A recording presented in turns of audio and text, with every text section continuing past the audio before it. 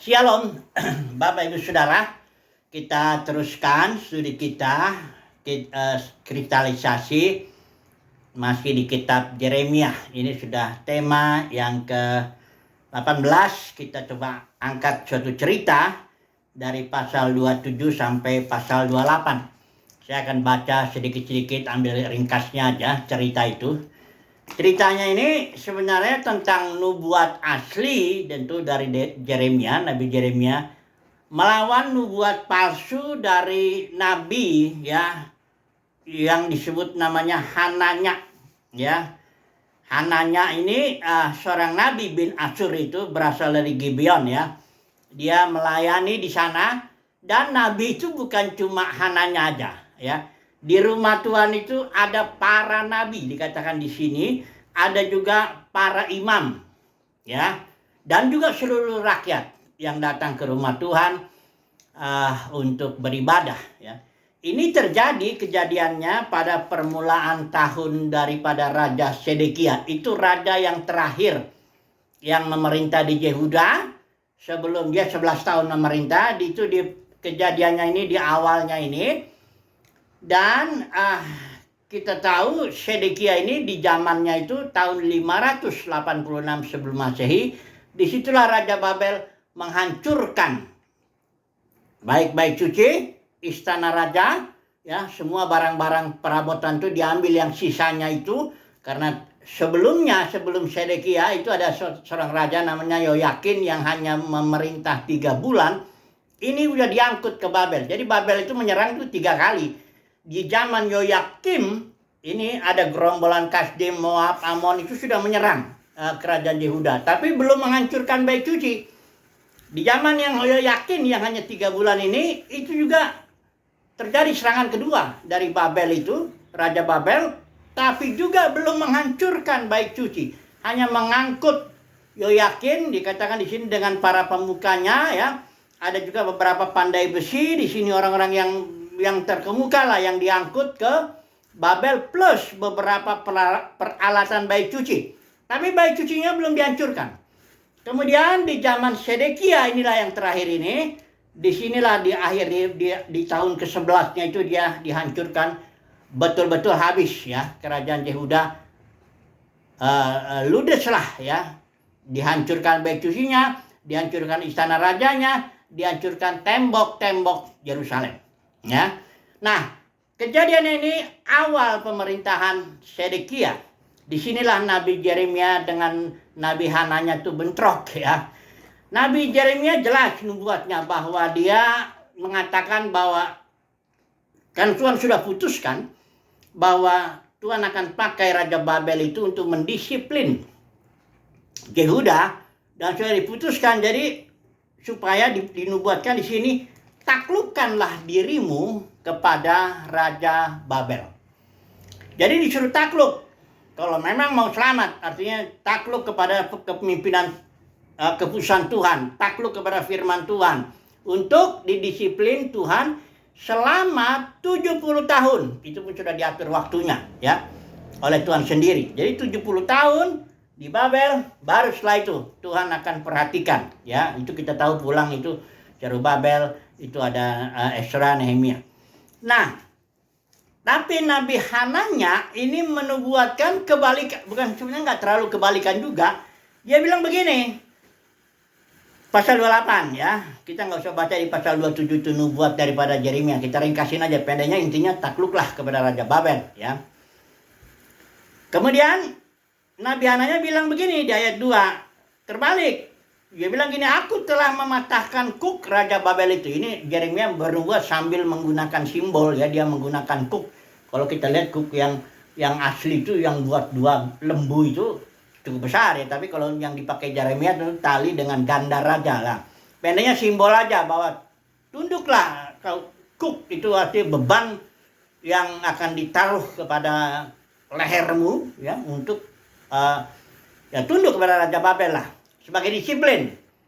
Ya, tahu ini si Nabi Hananya ini bilang enggak, aku telah mematah. Ini kata dia, demikianlah firman Tuhan. Biasa Nabi palsu itu ya ngomong gitu juga. Pembukanya demikianlah firman Tuhan ya. Cuman yang dikeluarin bukan firman Tuhan ya. Ini dibilang, aku telah mematahkan Kuk Raja Babel. Itu kata Nabi Hananya yang palsu ini. Dia bilang ayat 3 malah dengan berani. Dalam 2 tahun ini aku akan mengembalikan ke tempat ini. Pertama itu pertama Yekonya. Yoyakin ini ya. Sama ini namanya. Yoyakin yang udah dibuang ke Babel itu sebelum Zedekia kan. Dia dibuang dulu. Kata Nabi Hananya, nanti dalam 2 tahun akan balikan dia. Ya. Aku kan juga balikan itu perkakas-perkakas yang sudah dibawa sebagian oleh Raja Babel itu, ya. Ini nubuat daripada Hananya ini, ya. Dilakukan tentu di depan mata ayat yang kelima, di depan mata imam-imam dan di depan mata seluruh rakyat yang berdiri di rumah Tuhan. Jadi Yeremia ya responnya ya ayat 6 ya moga-moga katanya Tuhan berbuat demikian. Tapi ingat juga kayak Yeremia ngomong juga, nabi-nabi sebelum kamu dan sebelum aku nggak ada yang bicara seperti engkau itu. Dia bicara yang asli itu bicara, perhatikan di ayat 8 ini. Nehemia bilang nabi-nabi yang asli itu sebelum aku dan sebelum kau itu selalu bicara tentang perang, malapetaka dan penyakit sampar. Kenapa? Karena memang Yehuda udah gagal memelihara perjanjian, jatuh dalam perzinahan. Itu yang dilihat nabi-nabi asli ya. Sudah terjadi penindasan, ya, orang-orang miskin, janda, anak yatim semua ditindas, ya. Darah orang yang tak bersalah banyak tertumpah. Itu yang dilihat nabi palsu itu. Makanya nabi palsu bicara soal perang, malapetaka, penyakit sampar sebagai bentuk disiplin Tuhan dan juga supaya Yehuda bertobat gitu loh, ya, supaya malapetaka yang Tuhan mau datangkan tuh diundur lah, ya, tidak terjadi. Tapi nabi palsu nggak ngomong gitu. Nabi palsu ini bicara ayat 9, perhatikan, dia bernubuat selalu damai sejahtera. Ini cirinya nabi palsu ini. Damailah, nggak apa-apalah, Tuhan baiklah, kerjakan terus ritualmu, kerjakan terus korban-korbanmu, kerjakan terus apa yang ya kepada para imam, para nabi ya, begitu juga semuanya. Pendeknya intinya damai sejahtera. Nah, saya mau bagikan di sini tema, yang satu tema kita hari ini. Kenapa nabi palsu ini atau juga guru-guru palsu ini atau para imam yang mengajar ya dalam konteks perjanjian lama itu yang ngajar itu para imam kok laku ya gitu loh. Dan mereka selalu dalam jumlahnya mayoritas dalam tiap zaman itu ya, baik nabi palsu, para imam itu mayoritas. Tahu sendiri aja di zaman atau yang menyembah berhala itu di zaman Raja Ahab itu ada Jezebel di situ. Nabi Asyera, nabi itu total aja ada 400, ada 450 Asyera, ada nabi Baalnya. Kok selalu mayoritas ya yang palsu itu ketimbang yang asli? Ini yang kita mau renungkan, yang kita mau pikirkan dulu sebentar ini. Kenapa? Dan kenapa mereka nggak bisa dimusnahkan dalam tiap zaman? Selalu ada. Ya tentu pengaturan Bapa di sorga. Ya, tapi kan kita ingin tahu juga kenapa demikian, ya kan? Supaya nanti umat pilihan Tuhan secara khusus ini bisa mengetahui kenapa kok mereka mayoritas, kenapa kok mereka disambut oleh orang banyak, gitulah ya, seluruh rakyat kalau di sini kasusnya. Nah, mari kita coba merenungkan ini ya, dengan kita sambil menerapkannya ke dalam dunia kekristenan saat ini. Kita mau terapkan mengapa nabi palsu atau pengajar palsu lah ya kalau dalam konteks perjanjian baru ini kok laku, itu persoalannya ya. Mari kita lihat dulu definisi dari perjanjian dari surat Yudas ini sendirilah ya.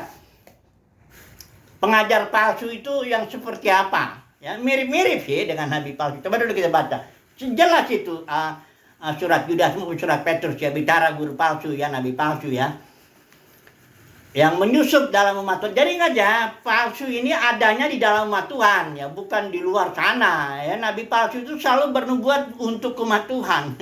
Enggak akan dia bernubuat untuk orang dunia sana, enggak. Dia di dalam, ada di dalam. Nih, perhatikan ya, Yudas ya, pakai ILC aja kan dia lebih jelas terjemahannya. Yudas 1 ayat 4. Karena ada orang-orang tertentu yang menyusup dengan diam-diam ya, Mereka yang sejak dahulu telah terdaftar ke dalam penghakiman, yaitu disebut di sini orang-orang fasik. Dalam konteks di sini adalah guru-guru palsu itu. Dibilang fasik ya, bukan berarti dia bukan di antara umat Tuhan, di dalam dia itu ya.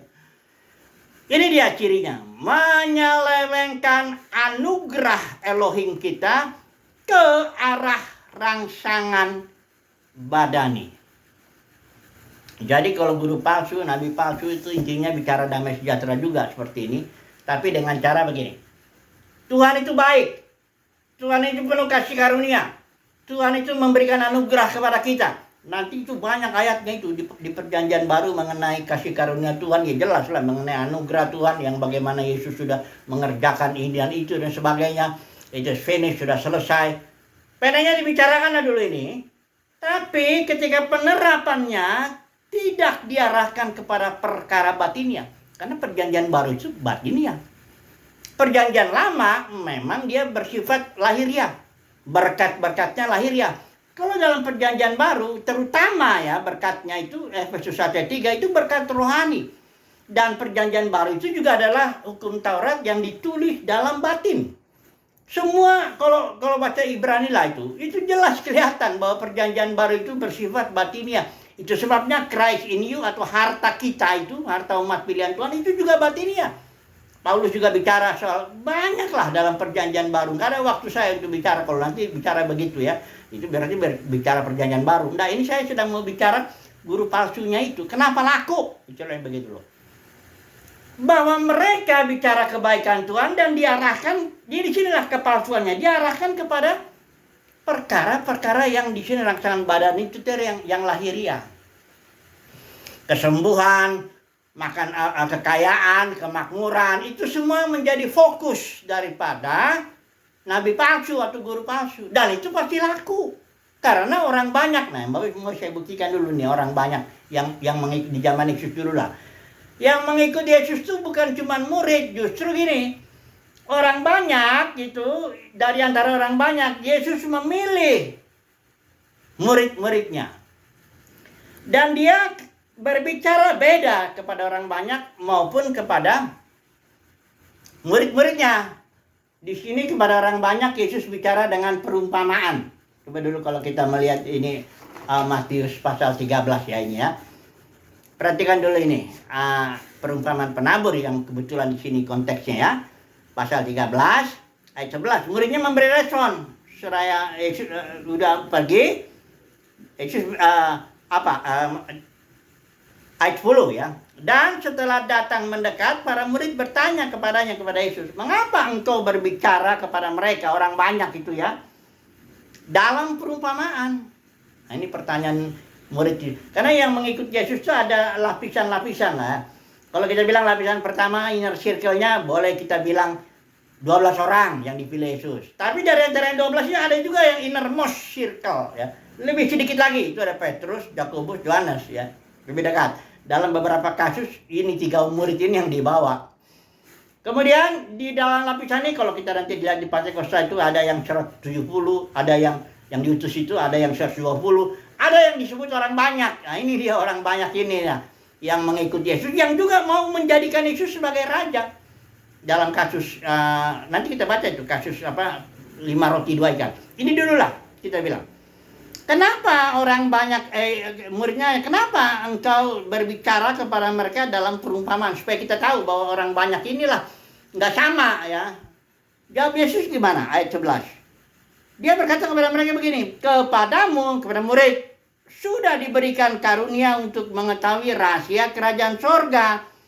Tetapi kepada orang-orang itu tidak diberikan." Ini dia alasannya kenapa Yesus bicara dalam perumpamaan. Karena kepada orang banyak memang nggak diberikan anugerah untuk mengetahui misteri kerajaan sorga itu. Dan kalau kita lihat kenapa dia nggak diberikan, ya memang motivasi orang banyak ini juga ngikut Yesus itu karena roti. Nanti kita coba dulu. Sekarang kita masuk ya dulu ya. Perumpamaan tentang roti ini ya. Roti Yohanes 6. Coba dulu kita lihat ya. Di sini di pasal 6 ini kita baca dulu di atasnya. Sesudah itu Yesus berangkat ke seberang danau Galilea, yaitu danau Tiberias. ayat 2 perhatikan nih. Orang banyak berbondong-bondong mengikuti dia karena, ini motivasinya orang banyak nih, karena mereka melihat mujizat-mujizat penyembuhan yang diadakannya terhadap orang-orang sakit. Jadi memang orang banyaknya hobinya, bukan hobi. Ya dia suka lah, dia ada orang kesembuhan, ya mujizat, termasuk nanti roti. Di sini Yesus itu sekali lagi ya, bukan berarti Yesus nggak peduli dengan makan minum pakaian kita. Jelas Yesus itu peduli kepada orang banyak ini. Orang banyak itu istilah Yesus lihat ya, udah lain dikatakan, diceritakan dia sudah 3 hari ngikut Yesus, nggak ada makanan. Di zaman itu betul-betul orang itu yang banyakan yang ikut Yesus, orang banyak itu orang miskin. Nggak ada makanan, dalam arti kalau Yesus suruh pulang mereka itu, pastilah banyak di antara mereka pingsan di tengah jalan. Karena memang udah betul-betul nggak ada makanan. Malah muridnya makanya bilang, udahlah suruhlah mereka ke kampung-kampung. Suruh dia cari penginapan, cari makanan katanya. Mau ngelak tanggung jawab ini murid-muridnya. Yesus bilang kamu harus memberikan mereka makan. Ya. Setelah itu bagaimana? Kebetulan di situ tempatnya sepi. Nggak ada lagi ya. Yesus bilang mana ada yang ada? 5 roti 2 ikan. Ya.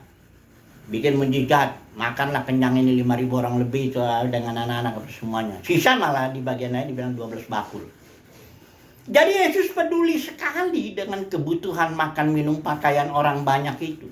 Cuma Yesus nggak suka kalau orang banyak ini datang karena perkara-perkara yang jasmani. Bahkan dikatakan di sini di pasal 6 nih, sebelum kejadian itu, roti itu, ayat 15, ini orang banyak ini, perhatikan nih. Karena Yesus tahu bahwa mereka hendak datang dan hendak membawa dia dengan paksa untuk menjadikan dia raja, Yesus dikatakan di sini menyingkir pula ke gunung seorang diri. Jadi Yesus enggak, memang Yesus raja. Dan memang dia akan menegakkan kerajaannya di muka bumi ini.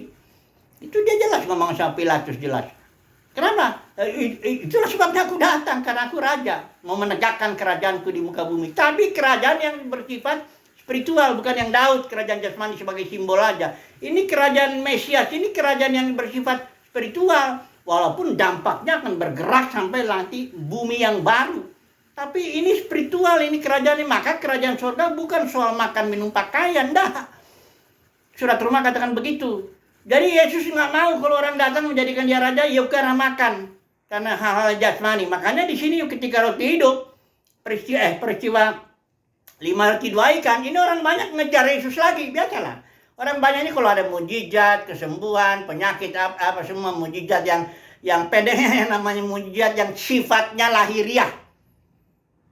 Makan juga, mereka kejar itu Yesus itu. Mereka malah cari nggak ketemu Yesus, cuma mereka nyebrang, cari, makanya lautan pun ku seberangi, ya, apa semua gunung pun ku daki, ya, ini kayak gitulah dia orang banyak ini. Tapi begitu ketemu Yesus, pasal 6 ayat 26 Yesus bilang begini, aku berkata kepadamu, sesungguhnya kamu mencari aku bukan karena kamu melihat tanda-tanda, melainkan karena kamu telah makan roti itu dan kamu kenyang. Ini kalimat Yesus jelas membuktikan bahwa Yesus nggak suka. Dalam arti nggak suka bukan benci sama orang banyak, bukan. Dia mengasihi orang banyak, Yesus itu jelas karena dia memberi makan mereka itu semua tanpa orang banyak itu minta. Bayangkanlah itu. Tanpa orang banyak itu minta, Yesus kasih makan 5.000 orang itu. Tapi dia nggak mau. Kalau Yesus, kamu mencari aku itu karena kamu itu udah makan roti jasmani dan kamu kenyang. Kamu berarti nggak lihat tanda. Sebenarnya yang kuperbuat, kata Yesus, itu cuma tanda. Roti jasmani itu cuma tanda aja. Yang sebenarnya aku mau berikan kepadamu roti hidup. Karena Yesus datang di Yohanes 10:10 kan, aku datang supaya mereka mempunyai hidup, hayat, joy, istilah Yunaninya. Bukan soal roti. Kerajaan surga bukan soal roti jasmani. Kerajaan surga itu soal joy, soal hidup spiritual, ya, yang akan Yesus berikan itu ketika dia mati. Kalau biji gandum nggak jatuh kan dia tetap satu. Jadi Yesus harus mati bangkit, baru dia memberikan itu ayatnya itu. Itunya tujuan Yesus, ya. Tapi ini orang banyak ini yang namanya juga orang banyak, ya. Kalau udah jasmani, udah serbu, ya. Udah kalau namanya kesembuhan, kesehatan, kemakmuran, kekayaan, udah. Itulah kena. Nah, guru palsu bicaranya begitu. Dia bicara kebaikan Tuhan, bicara kasih karunia Tuhan, bicara anugerah Tuhan. Cuma diarahkan kepada kebutuhan orang banyak. Yaitu apa? Yaitu kesehatan, kekayaan, kemakmuran, pokoknya yang jasmani. Ya jelas disambut.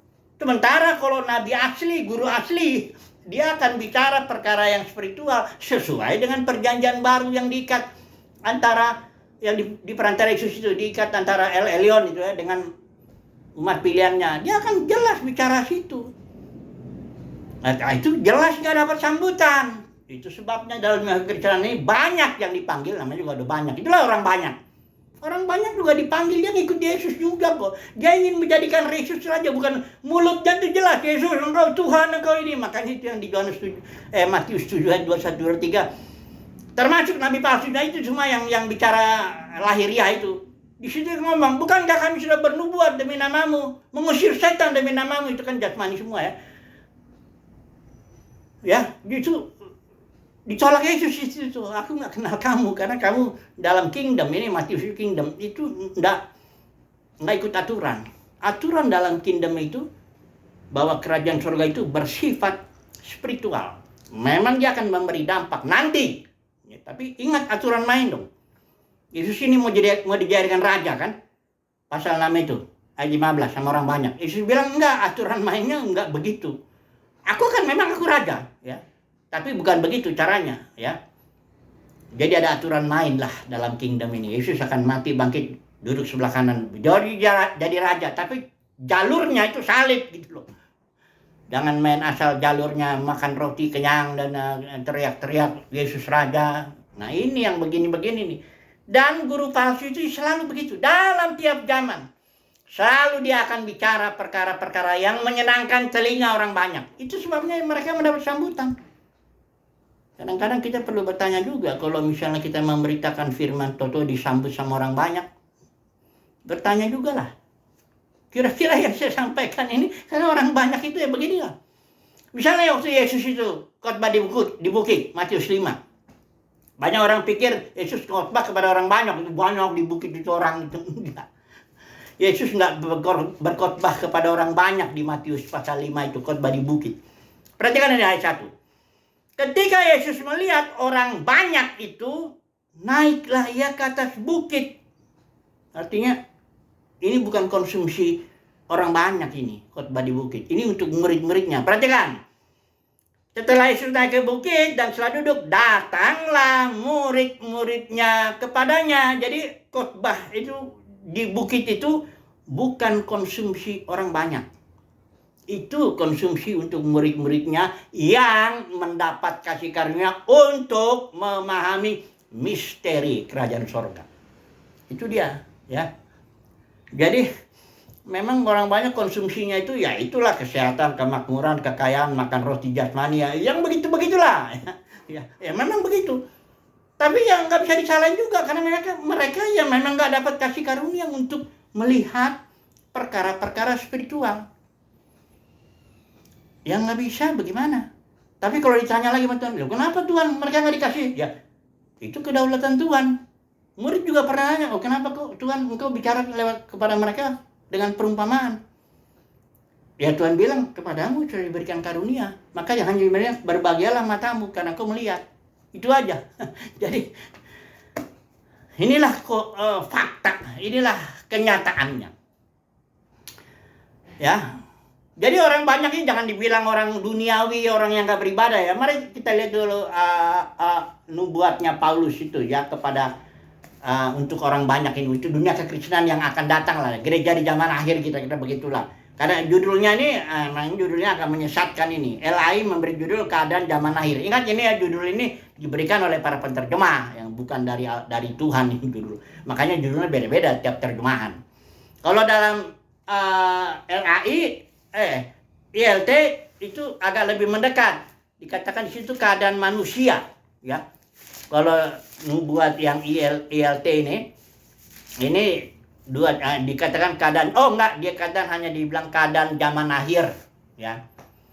Kalau ini keadaan zaman akhir, oh ini zaman akhir. Keadaan manusia ini ya. Oh ini saya pakai ILT juga. Ini ada dua nih ILT-nya. Nah ini di sini kalau kalau LAI itu agak menyesatkan dalam pengertian seolah-olah nubuat Paulus itu untuk keadaan manusia pada zaman akhir. Bukan manusia, itu keadaan gereja, orang-orang yang beribadah itu orang banyak ya. Coba dulu kita lihat ya, ayat-ayatnya membuktikan bahwa itu sebenarnya. Ya, ketahuilah bahwa pada hari-hari terakhir akan datang masa yang sukar. Sukarnya itu apa? Pertama di sini, manusia ini sebenarnya orang banyak ini pengertiannya. Mencintai diri sendiri, hamba uang, membual, menyombongkan diri sebagainya. Ya, sama seperti ya, gereja Laodikia. Ya. Itu gereja tuh ya, yang dibilang aku kaya, memperkayakan diri, aku nggak kekurangan apa-apa. Padahal Yesus bilang kau miskin, buta, telanjang ya, dan sebagainya. Tuh dulu ya, diperhatikan ini ya. Ini orang-orang yang ayat 5 ya. Secara lahiriah mereka menjalankan ibadah mereka. Jadi orang banyak ini menjalanin ibadahnya. Datang hari Minggu misalnya, kasih perpuluhan barangkali, ikut liturgi ini, ikut program ini, ikut apa semuanya. Dijalankan ibadah yang lahiriahnya itu. Tapi katanya di sini hakikatnya mereka memungkiri kekuatan ibadah itu. Makanya karena ibadah perjanjian baru itu Christ in you, ibadah batiniah, mengikuti kayak Yesus bilang ibadah dalam roh dan kebenaran. Itu yang ibadah dalam perjanjian baru itu, konteks perjanjian baru. Tapi orang banyak ini jalankan karena memang dunia kekristenan sudah menjadi lahiriah. Ya, jadi kalau orang beragama ya jangan dulu dipikir itu berarti dia mengikuti Tuhan. Karena dia bisa jadi hanya mengikuti ibadah lahiriah itu, program-program, mengikuti kepemimpinan itu yang ada di situ, mengikuti kredo-kredo ya macam-macam lah. Secara lahiriah dijalankan tapi hakikatnya enggak. Kemudian di ayat berikutnya dia dikatakan di sini. Itu walaupun dia selalu ingin diajar, namun tidak pernah mengenal kebenaran. Sama seperti Yanes dan Yambres menentang Musa. Jadi Paulus sedang bicara soal-soal di dalam umat Tuhan, di antara umat Tuhan. Jadi membuat Paulus di dalam 2 Timotius 3 itu untuk umat Tuhan. Bukan untuk dunia dalam arti di sana, yang di luar umat Tuhan, bukan. Dan keadaan dunia kekristenan katakanlah begitu itu sesuai dengan nubuat ini. Ada kan orang banyak ya, khususnya orang banyak. Ingat ya, pengikut Yesus itu ada yang disebut ada murid, ada yang nanti ujungnya ada orang banyak. Ini nubuat untuk lebih kepada orang banyaknya itu. Hanya ikuti ibadah lahiriah. Tidak mengikuti ibadah dalam rohnya itu. Nah, sekali lagi kita bicara guru palsu ini. Sekali, kenapa guru palsu atau nabi palsu laku di dalam dunia kekristenan? Itu aja dulu lah kita bertanya. Jawabnya karena guru palsu, nabi palsu, atau imam palsu. Karena kita ini kan semuanya imam-imam juga sebenarnya. Itu selalu bicara perkara-perkara yang enak di telinga. Perkara-perkara apa yang enak di telinga? Perkara damai sejahtera, tanda kutip ya. Apa itu damai sejahtera? Itu yang ke arah jasmani itu. Kekayaan, kemakmuran, kesehatan, dan yang kayak gitu-gitu tuh. Sembuhan apa semua. Sekali lagi ya. Bukan Yesus nggak peduli dengan yang masalah-masalah jasmani itu. Tapi ini masalahnya Yesus datang itu dengan misi. Aku akan menegakkan kerajaanku di bumi. Yesus bilang aku akan mendirikan gereja. Gereja itu apa sih? Gereja itu orang yang akan menghadirkan kerajaan sorga di bumi. Tapi coba lihat guru palsunya bicaranya. Enggak, yang bawanya ke sorga gitu. Nanti di sorga kita nyanyi terus. Dan di situ banyak emas katanya. Jalannya pun emas katanya. Dan itu laku. Berita-berita yang begitu laku. Nggak ada itu kita akan diangkut ke atas. Ada ajaran rapture lagi. Kita akan dibawa ya. Tenang aja lah. Tuhan penuh baik, penuh kasih, penuh. Kau di sini enak, makmur, sehat, kaya, terus sudah itu kau akan diangkut sana, di sorga di sana. Oh, di sana lebih enak lagi gitu. Jadi serba yang enak di telinga gitu. Saya nggak bilang bahwa yang asli itu adalah yang sengsara, miskin, buta, telanjang, bukan itu. Tapi kerajaan sorga itu sesuatu yang the kingdom of God is within you, bersifat batiniah. Jadi yang asli itu, dan untuk memahami ini ya memang kita harus dibentuk, jadi mendapat kasih karunia lah, itulah. Karena kalau nggak dapat kasih karunia ya nggak mungkin memahami kerajaan surga, nggak bisa. Karena Yesus sudah bilang kepada orang banyak, Enggak diberikan kasih karunia untuk memahami misteri kerajaan sorga. Itu sebabnya orang sekelas Nikodemus pun nggak ngerti. Itu Nikodemus itu bicara sama Yesus, itu konteksnya itu Yesus sedang bicara soal kingdom loh, kerajaan sorga. Lahir baru untuk bisa melihat kerajaan sorga itu maksud Yesus itu. Bukan bicara lahir baru, bukan bicara yang lain-lain, enggak. Yesus sedang bicara kingdom. Cuma masalahnya Nikodemus jasmani banget. Baru dibilang soal lahir baru. Jadi masuk lagi kita ke dalam perut ibu kita. Keluar lagi gitu. Yesus bilang, kamu ini pengajar Israel, tapi kamu nggak ngerti perkara ini. Ya memang begitulah. Banyak juga dalam kekristenan pengajar-pengajar, tapi jasmani sih. Ya nggak ngerti. Ya. Sekali lagi ya, Yesus bukan nggak peduli dengan kebutuhan makan minum kita. Bukan itu poinnya. Bukan Yesus juga nggak mau menyembuhkan kita atau begini. Kadang-kadang dia melakukan kesembuhan atau menjadi, tapi bukan itu tujuan Yesus datang ke bumi. Ingat loh, aku datang kepada Yohanes 10:10. Aku datang supaya mereka mempunyai hayat, joy, istilah Yunani. Dan mempunyainya dalam kelimpahan. Kenapa? Karena joy yang kuberikan ketika awal itu berupa benih dalam batinmu. Dan itu harus bertumbuh dan menghasilkan buah. Apa buahnya ya? Kasih sukacita, damai sejahtera Kristus, sabar dan kebaikan Kristus, setia kelemahan dan di dalam Yohanes 17 ayat 3-nya itu, joy itu gunanya supaya mengenal. Yesus bilang, inilah hidup itu, joy itu yaitu bahwa mereka mengenal Engkau satu-satunya Elohim yang benar dan mengenal Yesus Kristus yang Kau utus. Pengenalan akan Elohim itu yang mau Yesus berikan ke dalam kepada umat pilihannya. Memang diberikan itu sebenarnya. Tapi orang banyak yang barangkali ada yang mendapat itu tapi nggak bertumbuh. Nah, pengajar palsu, guru palsu ini sebelum saya ambil kesimpulan. Dibilang lagi Yohanes 10:10 itu bicara yang hidup berkelimpahan, makmur, sehat, kaya. Udah memang dasar otaknya sudah duit. Jadi ayat apapun yang didapat duit di ujungnya begitu. Bicaranya kalau nggak duit perpuluhan, buah sulung. Itu memang otaknya udah begitu. Susah memang. Sudahlah, kesimpulannya, kenapa guru palsu, nabi palsu itu laku? Karena memang orang banyak. Karena mereka bicara hal jasmani dan orang banyak juga senang yang jasmani. Itu makanya Hananya itu didukung oleh para nabi, para imam di bait suci itu pada waktu itu. Haleluya. Amin.